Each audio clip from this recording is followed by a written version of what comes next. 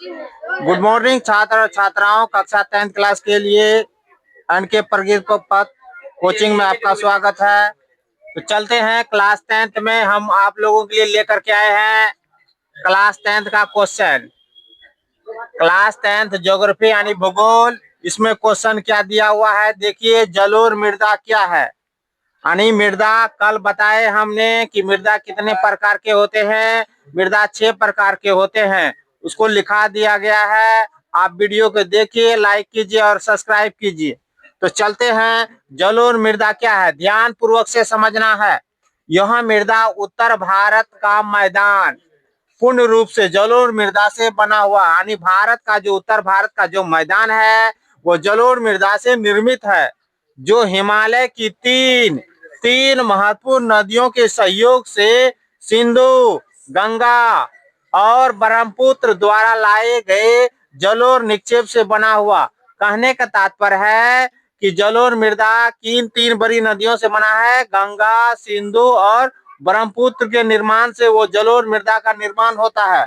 अब क्या है, जलोढ़ मृदा से निक्षेप से बना। निक्षेप का अर्थ होता है कटाव, जो मिट्टी का कट कर करके अपने साथ लेके चले जाता है और मैदानी वाला एरिया में उसको ले जा करके छोड़ देता है, इसलिए वो मैदान का निर्माण कर लेता। अब उसके बाद है क्वेश्चन, फिर देखिए।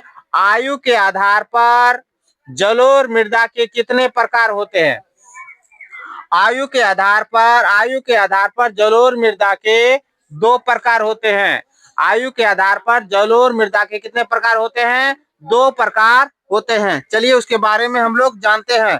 पुरानी जलोढ़ मृदा कहा जाता है कि पुरानी जलोढ़ मृदा या बांगर, यह नदियों के पुराने मैदान में पाई जाती है। यह जलोढ़ मृदा है, यह नदियों के पुरानी मैदानों में पाई जाती है।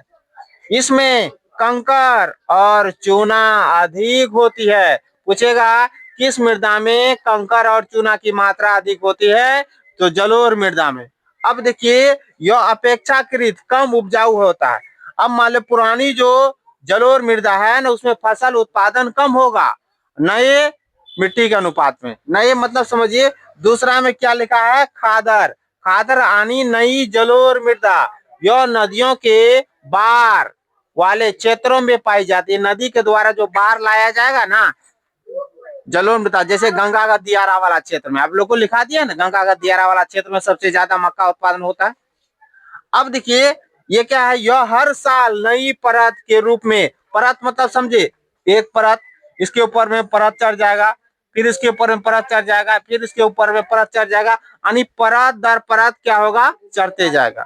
इसी लिखे हैं यह हर साल नई परत के रूप में जम जाती है, यानी जमने का अर्थ क्या होगा, वहां फैल जाती है, बैठ जाती है। और उसके बाद क्या है, यह बहुत उपजाऊ होती है। कौन मिट्टी, खादर की बांगर। खादर सबसे ज्यादा उपजाऊ मिट्टी होती है और खादर के अपेक्षा बांगर में कम उपजाऊ होता है। समझ में आया ना। वीडियो को देखिए, लाइक कीजिए और सब्सक्राइब कीजिए। क्लास 10th का पूरा वीडियो देखना है तो अनके प्रगति पथ में आना पड़ेगा यूट्यूब चैनल पर।